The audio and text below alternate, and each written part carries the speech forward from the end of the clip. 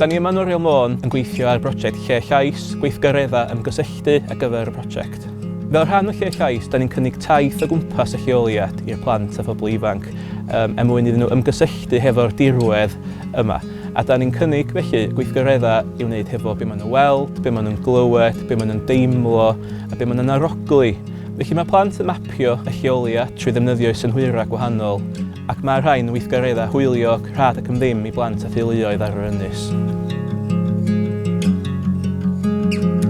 I think the mapping exercise, looking at the stories of Anglesey, has been really interesting.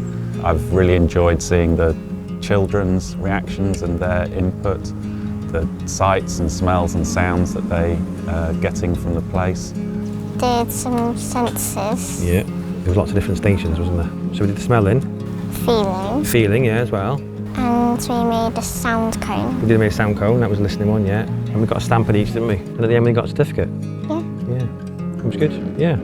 My favourite part was the feeling, because it made me feel calm.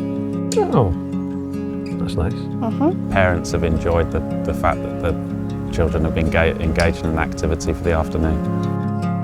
I think the benefits of the project, just putting these places on Anglesey on the map and in people's minds as being special and being something to be proud of and to feel greater sense of attachment and belonging.